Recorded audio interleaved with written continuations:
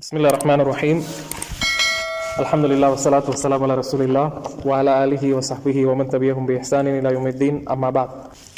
கணித்திற்குரிய சகோதரர்களே, நண்பர்களே, நம்ம பல அமர்வுகளாக கடமைகள் உரிமைகள் என்ற தலைப்பின் கீழே பல விஷயங்களை படிச்சுக்கிட்டு வரோம். சென்ற அமர்வுகளாக நம்ம முதலாவதாக என்ன படிச்சோம்னா, அல்லாஹ்வுக்கு வழங்க வேண்டிய கடமைகள், அல்லாஹ்வுடைய தூதருக்கு கொடுக்க வேண்டிய உரிமைகள், அப்புறம் உறவினர்கள், தாய் தந்தை, மனைவி மக்கள், அப்புறம் ஆட்சி அதிகாரத்தில் இருக்கக்கூடிய ஆட்சியாளர்கள், அப்புறம் இஸ்லாத்தை தழுவிய இஸ்லாத்தை தழுவியவர்கள் என்ற அந்த உரிமையை பார்த்துட்டு வந்தோம். அந்த தொடரில் அண்டை வீட்டாரின் கடமைகளை பற்றி இந்த அமர்வுல நம்ம சுருக்கமாக பார்க்க இருக்கோம். அண்டை வீட்டார்னா யாரு? பக்கத்து வீட்டுக்காரங்க. நமக்கு ஷேக் சொல்றாங்க, நமக்கு அருகில் வசிப்பவர்களை அண்டை வீட்டார்கள் என அழைக்கிறோம். யாரெல்லாம் நமக்கு நெருக்கமாக அருகில் இருக்கிறாங்களோ அவங்களா யாரும் நமக்கு அண்டை வீட்டார்கள். ஜார்ன்னு சொல்லுவாங்க, அரபி மொழியில என்ன சொல்லுவாங்கன்னா ஜார். ஜார்னா பக்கத்து வீட்டுக்காரர், நெய்பர்னு இங்கிலீஷ்ல சொல்லுவாங்க. சரி, அவர்களுக்கு நிறைவேற்ற வேண்டிய பல கடமைகள் நமக்கு உண்டு.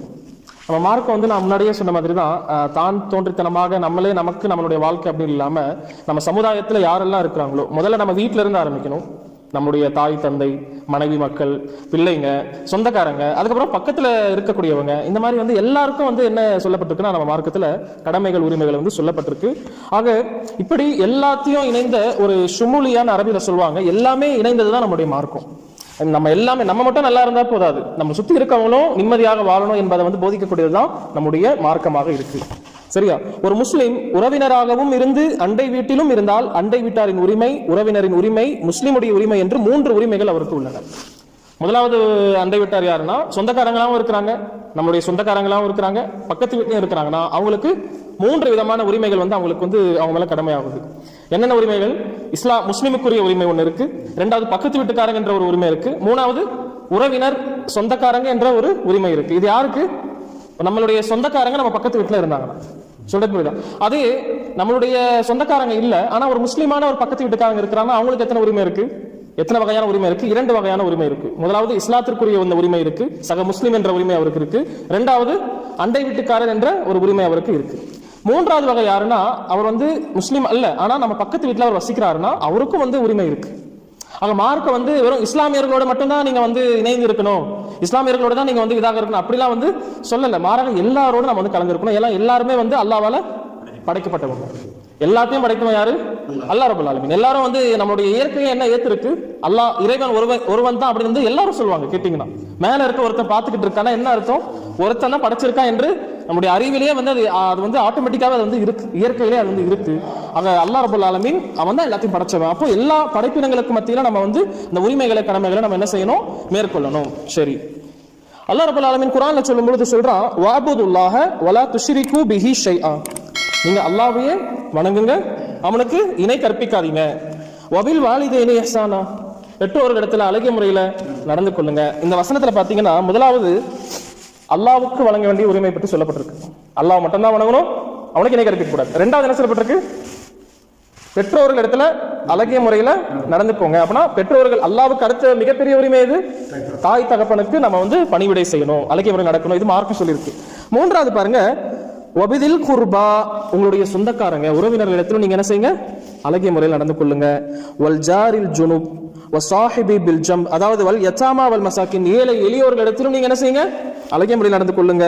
வல் ஜாரிதில் குர்பா, சொந்தக்காரர்களான அண்டை வீட்டார் இடத்துல நீங்க என்ன செய்யுங்க? அழகிய முறையில் நடந்து கொள்ளுங்க. வல் ஜாரில் ஜுனுப், அதாவது சொந்தம் இல்லாத அண்டை வீட்டார் இடத்துல நீங்க என்ன செய்யுங்க? அழகிய முறையில் நடந்து கொள்ளுங்க. வசாஹிபி பில் ஜம்ப், இன்னும் உங்களுடைய நண்பர்கள் இடத்திலும் என்ன செய்யுங்க? அழகிய முறையில் நடந்து கொள்ளுங்க. வப்னி சபீல், வழிபோக்கர்களிடத்திலும் அவர்களுக்கு கொடுக்க வேண்டிய உரிமைகளை கடமைகளை வழங்குங்க அப்படின்னு அல்லாஹ் ரப்பல் ஆலமீன் சொல்லிட்டு கடைசியில சொல்றான், இன்னல்லாஹ, அல்லாஹ் ஒருபோதும் மன்கான முக்தாலன் ஃபகூரா, கர்வம் கொண்டு பெருமை அடிக்கக்கூடியவர்கள் அல்லாஹ் என்ன செய்ய மாட்டான்? நேசிக்க மாட்டான். லா யுஹிப்பு, அதாவது அல்லாஹ் நேசிக்க மாட்டான். யாரை நேசிக்க மாட்டான்?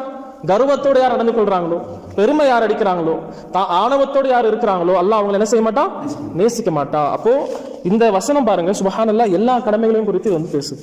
அப்போ நம்ம இன்னைக்கு பார்க்க இருக்கக்கூடிய அண்டை வீட்டாருடைய கடமையும் இதுல பேசப்பட்டிருக்கு. நபி ஸல்லல்லாஹு அலைஹி வஸல்லம் சொல்றாங்க, ஜிப்ரீல் அலைஹிஸ்ஸலாம் என்னிடத்துல அதாவது அறிவுறுத்தி கொண்டே இருந்தாங்க. யாரை பத்தி அறிவுறுத்தி கொண்டே இருந்தாங்கன்னா, அண்டை வீட்டாரை பற்றி என் இடத்துல அவங்களுக்கு நல்ல முறையில் நடந்து கொள்ளுங்க, அழகிய முறையில் இருந்துக்கோங்க அப்படின்னு சொல்லிக்கிட்டே இருந்தாங்க. எந்த அளவுக்கு சொன்னாங்கன்னா, அண்டை வீட்டாரை எனக்கு வாரிசாக ஆக்கிடுவாங்களோ அந்த அளவுக்கு அவ்வளவு கடமைகளை வந்து எனக்கு சொன்னாங்க அப்படின்னு நபி ஸல்லல்லாஹு அலைஹி வஸல்லம் சொல்றாங்க. சிந்திச்சு பார்க்கணும், எப்படி தன்னுடைய மனைவி மக்கள் குழந்தைகளிடத்தில் நம்ம நடந்து கொள்வோமோ அதே அதாவது எவ்வளவு நம்ம முக்கியத்துவம் கொடுத்து அவங்களுக்கு வழங்க வேண்டிய கடமைகளை கொடுப்போமோ அதே அளவுக்கு கடமைகளை அண்டை வீட்டாருக்கும் நம்ம வந்து வழங்கணும். ஏன்னா இந்த ஹதீஸ்ல ரசூலுல்லாஹ் என்ன சொல்றாங்க, எங்கே எனக்கு அதாவது என்னுடைய வாரிசுகளாக அண்டை வீட்டாரை ஆக்கிடுவாங்களோ நான் வந்து நினைக்கிற அளவுக்கு அவங்களை குறித்து இந்த இடத்துல பேசிக்கிட்டே இருந்தாங்க அப்படின்னு நபி ஸல்லல்லாஹு அலைஹி வஸல்லம் சொல்றாங்க. இன்னும் ஒரு ஹதீஸ்ல வருது, தமது அண்டை வீட்டாரிடம் சிறந்தவரே அல்லாஹ்விடம் சிறந்தவர் ஆவார். அல்லாஹ்விடத்துல சிறந்தவராக நம்ம இருக்கணும்னா நம்ம என்ன செய்யணும்? அண்டை வீட்டார் இடத்துல, பக்கத்து வீட்டுக்காரங்க இடத்துல நம்ம நல்ல முறையில் நடந்துக்கணும். புகாரியில அதாவது ஃபர்ஸ்ட் ஹதீஸ் முஸ்லிம்ல பதிவு செய்யப்பட்டது, இரண்டாவது ஹதீஸ் திருமிதியில பதிவு செய்யப்பட்ட ஹதீஸ். மூன்றாவது ஹதீஸ்ல அல்லாஹ்வுடைய தூதர் ஸல்லல்லாஹு அலைஹி வஸல்லம் சொல்றாங்க, முஸ்லிம்ல பதிவு செய்யப்பட்ட ஹதீஸ், அல்லாஹ்வையும் மறுமை நாளையும் நம்பிக்கை கொண்டவர் அண்டை வீட்டாரிடம் நல்ல முறையில் நடந்து கொள்ளட்டும், அழகிய முறையில் செயலாற்றட்டும் அப்படின்னு ரசூலுல்லாஹி ஸல்லல்லாஹு அலைஹி வஸல்லம் சொல்றாங்க. மன் கான யுமினு பில்லாஹி வல் யௌமில் ஆகிர், அல்லாஹ்வையும் மறுமையை நீங்க நம்பிக்கை கொள்றீங்களா என்ன செய்யணும்? அண்டை வீட்டார் இடத்துல அழகிய முறையில் நடக்கணும். அப்போ பக்கத்து வீட்டுக்காரங்க இடத்துல சிறந்த முறையில் நடக்கிறது ஈமான்ல உள்ள ஒரு அம்சம். புரியுதா சொல்றது? ஏன்னா ரசூலுல்லாஹ் ஈமானோட இணைத்து சொல்றாங்க, நீங்க மூமினாக இருந்தீங்கன்னா நீங்க அழகிய முறையில் நடக்கணும். யார் அழகிய முறையில் நடக்கிறாங்களோ, யார் அழகிய முறையில் நடக்கிறாங்களோ அவங்க மூமினாக இருப்பாங்க. யார் அண்டை வீட்டார் இடத்துல அழகிய முறையில் நடக்க மாட்டாங்களோ அவங்களோட ஈமான் முழுமை அமையாது, முழுமை பெறாது என்பதை நம்ம வந்து புரிஞ்சுக்கணும். இதெல்லாம் அவங்க பேசிக்கிறாங்களா? சரி, அப்போ வந்து இந்த எவ்வளவு சிறப்பாக சொல்லப்பட்டிருக்குன்னா பாருங்க, நம்ம வந்து வீட்டில் சால்னா வைக்கிறோம், ஆணவம் சமைக்கிறோம்னா பக்கத்து வீட்டுக்காரங்க வந்து அவங்க இடத்துல அப்படிப்பட்ட இது இல்லாத பட்சத்தில், அல்லது பக்கத்து வீட்டுக்காரங்க இருக்கிறாங்கன்னா நம்ம அவங்களுக்கு தேவை இருக்குன்னா நம்ம என்ன செய்யணும்? நம்மளுடைய ஆணத்துல தண்ணீரை ஊற்றியாவது நம்ம என்ன செய்யணும்? அவங்களுக்கு கொடுத்து உதவணும். அப்படி கொடுக்காதவங்க நம்மை சார்ந்தவர் கிடையாதுன்னு ரசூலுல்லாஹி ஸல்லல்லாஹு அலைஹி வஸல்லம் வந்து சொல்றாங்க. பாருங்க, நீங்கள் ஆணம் சமைத்தால் தண்ணீரை அதிகப்படுத்தி அண்டை வீட்டாருக்கு கொடுத்துக் கொள்ளுங்கள். யார் அண்டை வீட்டார் இடத்துல சிறந்த முறையில் நடந்து கொள்ளையோ நம்மை சார்ந்தவர்கள் கிடையாது. இன்னொரு ஹதீஸ்ல ரசூலுல்லாஹி ஸல்லல்லாஹு அலைஹி வஸல்லம் சொல்லியிருக்கிறாங்க. அப்போ எப்படி நடக்கணும்? சிறந்த முறையில் நடக்கிறதுனா என்னன்னா, அவங்களிடத்துல வலைக்கும் சலாம் சொல்லாலும் செயலாலும் நம்ம என்ன செய்யணும்? சிறப்பான முறையில் நடக்கணும். அவங்க புண்படும்படி நம்ம என்ன செய்யக்கூடாது? பேசவும் கூடாது, நடந்து கொள்ளவும் கூடாது. இது ரொம்ப முக்கியமான ஒரு அம்சம். பக்கத்து வீட்டுக்காரங்க இடத்துல இன்னைக்கு நம்ம பார்த்தோம்னா சண்டைகள்லாம் வந்து பாத்தீங்கன்னா அதிகமாக எப்படின்னா பக்கத்து வீட்டுக்காரங்க இடத்துல அதிக சண்டைலாம் இருக்கும். அதாவது ஒருத்தரை பத்தி தெரிஞ்சுக்கணும்னா, உலமாக்கள் சொல்றாங்க, ஒருத்தரை பத்தி தெரிஞ்சுக்கணும்னா அவருடைய பக்கத்துக்காரங்க கிட்ட போய் கேளு. யாருடைய அண்டை வீட்டார் ஒருவரை புகழ்ந்து பேசுறாரோ அவர் வந்து சிறந்த மனிதர். சுபஹானல்லாஹ், யாருன்னா அண்டை வீட்டார், இரண்டாவது உறவினர்கள், மூன்றாவது வந்து ரஃபீக் நண்பர்கள். இந்த மூணு பேரும் ஒருத்தரை வந்து புகழ்ந்து பேசிட்டாங்கன்னா, ஒருத்தரை பத்தி நற்சான்றிதழ் கொடுத்தாங்கன்னா அவர் யாரு? அவர் தான் சிறந்த மனிதர். அப்போ இதுல உலமாக்கள் வந்து இந்த விஷயத்தையும் சொல்றாங்க, அதாவது அண்டை வீட்டுக்காரங்க ஒருத்தரை பத்தி நல்ல முறையில பேசினாங்கன்னா அவர் நல்ல மனுஷன் என்பதற்கு அது வந்து சான்று அப்படின்னு நம்ம வந்து புரிஞ்சுக்கலாம். ஆக கேட்கக்கூடிய நாம என்ன செய்யணும்? முடிஞ்ச வரைக்கும் இந்த விஷயங்களை ஃபாலோ பண்ணணும். சில நேரத்துல பெண்களுக்கு மத்தியில சண்டை நடக்கும், மனஸ்தாபங்கள்லாம் வரும். நம்ம என்ன செய்யக்கூடாது? அந்த விஷயங்கள்லாம் ரொம்ப அதிகமாக இன்னும் அந்த வீட்டுக்கார ஆண் இடத்துல போய் கேட்டுக்கிட்டு சண்டை போட்டுக்கிட்டு நம்ம வீட்டுல சொல்லிட்டாங்க என்பதற்காக நம்ம போய் சண்டை போட்டுக்கிட்டு வீரத்தை அங்கெல்லாம் காமிக்கூடாது. மாறாக அது பிரச்சனையா இருந்தாலும் என்ன செய்யணும்? அதை சுமூகமாக பேசி அதை வந்து முடிக்க பார்க்கணும். சரி, இன்னைக்கு என்ன நடக்குதுன்னா, நானும் சில இதெல்லாம் பார்த்திருக்கேன். அந்த வீட்டை பெருக்கி குப்பை இருக்கும் பாத்தீங்களா, அல்லது வீட்டுல இருக்கக்கூடிய குப்பைகள்லாம் வந்து அப்படியே அண்டை வீட்டுக்காரங்க வீட்டு முன்னாடி போய் போட்டுறது. எல்லாரும் அது வந்து எங்க வீடு என்று சொல்றதை விட சமூகத்துல பொதுவா நடக்குது. அவங்க என்ன பண்ணுவாங்க? அதுக்கு என் வீட்டுக்கு முன்னாடி போடுறியா, நானும் என்ன பண்றேன், அதை விட அதிகமாக உன் வீட்டுக்கு முன்னாடி வந்து போடுறேன். சில பேர்லாம் பாத்தீங்கன்னா, அல்லாஹ் பாதுகாக்கணும், மாற்று சமூகத்துல உள்ளவங்களும் நீங்க பாத்தீங்கன்னா சிறுநீர் கழிக்கிறது இப்பெல்லாம் நம்ம ஃபேஸ்புக்ல எல்லாம் பாக்குறோம். இப்ப சிறுநீர் கழிக்கிறாங்க, வண்டி அவரோட வீட்டுக்கு முன்னாடி விட்டுட்டாருன்னா கோவம் வந்துருது. இதெல்லாம் என்ன வண்டி விடுறதுக்கு இடமே இல்லையா? நமக்கு ஒரு நல்ல முறையில பேசி அதை நம்ம என்ன பண்ணிக்கலாம்? அதை சால்வ் பண்ணிக்கலாம். ஆனா பெரிய பிரச்சனையாக ஆக்குறது மார்க்க வந்து என்ன சொல்லல, அப்படி இருக்காதீங்கன்னு சொல்லுது.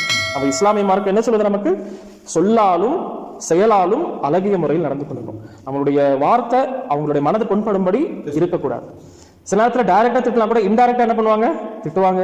அல்லது சில நேரத்தில் வீட்டில் வந்து சத்தங்களை பசங்க அதாவது எல்லாரும் தூங்கக்கூடிய நேரம் ஒன்று இருக்கும், சரியா, ரெஸ்ட் எடுக்கக்கூடிய நேரம் ஒன்று இருக்கும். அந்த நேரத்தில் பிள்ளைங்க நம்ம பிள்ளைங்க தானே, நம்ம பிள்ளைங்களுக்கு எடுத்து சொல்லி என்ன, அதாவது பக்கத்தில் இருக்கிறாங்க, நம்ம பார்த்து விளையாடுங்கப்பா அப்படி சொல்லணும், சரியா. இந்த மாதிரியான சின்ன சின்ன விஷயங்கள் தான் என்ன ஆகும்னா பெரிய பெரிய சண்டைக்கு வந்து அது வழிவகுக்கும்.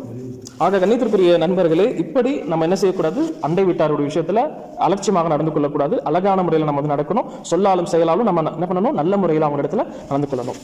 நபிகள் நாயகம் ஸல்லல்லாஹு அலைஹி வஸல்லம் ஒரு முறை சொல்றாங்க, அல்லாஹ்வின் மீது ஆணையாக ஒரு அவன் நம்பிக்கையாளன் இல்லை, அல்லாஹ்வின் மீது ஆணையாக அவன் நம்பிக்கையாளன் இல்லை, அவன் மூமின் இல்லை, அவன் மூமின் இல்லை அப்படின்னு ரசூலுல்லாஹி ஸல்லல்லாஹு அலைஹி வஸல்லம் 3 முறை சொல்றாங்க. என்ன சொல்றாங்க? வல்லாஹி இவன் மூமின் இல்லை, வல்லாஹி இவன் மூமின் இல்லை, வல்லாஹி இவன் மூமின் இல்லை அப்படின்னு சொல்லிட்டு சஹாபாக்கள் கேட்கிறாங்க, அல்லாஹ்வுடைய தூதரே யார் அவன் அப்படின்னு கேட்கும்போது ரசூலுல்லாஹ் சொல்றாங்க, எவனுடைய நாச வேலைகளை விட்டு அவனுடைய அண்டை வீட்டார் பாதுகாப்பு பெறவில்லையோ அவன்தான். யாருடைய கெட்ட விஷயங்களை விட்டு அண்டை வீட்டார் பாதுகாப்பு பெறவில்லையோ, அதாவது யாரு அண்டை வீட்டுக்காரன் இடத்துல இப்படி தகாத முறையில் நடந்து கொள்றாங்களோ அவன் வந்து என்ன இல்ல, மூமின் இல்ல, அவன் ஒரு இறை நம்பிக்கையாளன் இல்ல. அப்ப அண்டை வீட்டார் இடத்துல அழகு முறையில் நடக்கிறது நம்பிக்கையில ஈமானில உள்ள ஒரு அம்சம் என்பதை நம்ம வந்து விளங்கி கொள்ளணும். கடைசியா என்ன சொல்லி முடிக்கிறாங்கன்னா, பெரும்பாலோர் அண்டை வீட்டாருடைய விஷயத்துல கடமைகளை நிறைவேற்றும் விஷயத்தில் அலட்சியமாக இருக்கிறார்கள். இத்தகையோரின் தீங்கு குறித்து இவர்களது அண்டை வீட்டார் எப்போதும் அஞ்சி கொண்டு இருக்கிறார்கள். என்ன சொல்றாங்க, பக்கத்து வீட்டுக்காரங்க வந்து பயந்துகிட்டே இருக்காங்க, என்ன பண்ண போறாங்க, என்ன இது பண்ண போறாங்க, அவங்களால என்ன நமக்கு மனசு பாதிக்க போகுது, அந்த மாதிரி பக்கத்து வீட்டுக்காரங்க சில இருக்கிறாங்க. இவர்கள் எந்நேரமும் சண்டையும் சச்சரவுமாக தங்களது சொல்லாலும் செயலாலும் அண்டை வீட்டாரை துன்புறுத்திக் கொண்டு இருக்கிறார்கள். இது அல்லாஹ் மற்றும் அவனது தூதரின் கட்டளைக்கு மாறு செய்வதாகும். யாரு பக்கத்து வீட்டுக்காரங்க இடத்துல தகாத முறையில் நடந்துக்கிறாங்களோ அவங்க என்ன செய்யறாங்க, அல்லாஹ்வுக்கு அல்லாஹ்வுடைய தூதருக்கும் மாறு செய்யறாங்க. இச்செயல் முஸ்லிம்களிடையே பிளவுகளை ஏற்படுத்துகிறது, உள்ளங்களை தூரமாக்கி விடுகிறது. இதன் காரணமாக ஒருவர் மற்றவரின் கண்ணியத்திற்கு களங்கம் ஏற்படுத்திக் கொள்கிறார்கள் அப்படின்னு சொல்லி ஷேக் வந்து என்ன செய்யறாங்கன்னா முடிக்கிறாங்க. அப்போ நம்ம என்ன புரிஞ்சுக்கணும், இஸ்லாம் என்பது எல்லா வகையிலும் நம்ம சிறப்பாக இருக்க நமக்கு வந்து இஸ்லாம் வந்து வழி காண்பிக்கும். நம்ம ஆரம்பத்தில் சொன்ன மாதிரி தான், அல்லாஹ்விடத்துல நம்ம வந்து அழகிய முறையில் நடந்து கொள்ளணும்னா அவனை மட்டும்தான் வணங்கணும், அவனுடைய வணக்கத்தில் யாருக்கும் எனக்கு கற்பிக்க கூடாது. தாய் தந்தையர் இடத்துல அழகிய முறையில் நடந்து கொள்ளணும்னா என்னது, அவங்களுக்கு அழகிய முறையில் பணிவிடை செய்யணும். அவங்க மனது நோகும்படி நம்ம என்ன செய்யக்கூடாது, நடந்து கொள்ளக்கூடாது. அதே மாதிரி மனைவி மக்கள், மனைவி பிள்ளை உறவினர்கள் எந்த அளவுக்கு அண்டை வீட்டார் இடத்துல நம்ம என்ன செய்யணும், அழகிய முறையில் நடக்கணும். சின்ன சின்ன விஷயங்களை பெருசா ஆக்கிக்காதீங்க அப்படின்னு இஸ்லாம் என்ன சொல்றது, நமக்கு வழிமுறைகளை நமக்கு காண்பிக்குது. ஆக இந்த விஷயத்தை நம்ம என்ன செய்யணும், ஃபாலோ பண்ணணும். அல்லாஹ் ரப்பல் ஆலமீன் நமக்கு அந்த வாய்ப்பை ஏற்படுத்தி தருவானாக என்று சொல்லிக்கொண்டு இந்த முதல் உரையை நான் வந்து முடிக்கிறேன். வாக்குறு தாவானா அல்ஹம்துலில்லாஹி ரப்பில் ஆலமீன். அஸ்ஸலாமு அலைக்கும் வரஹ்மத்துல்லாஹி வபரகாத்துஹு.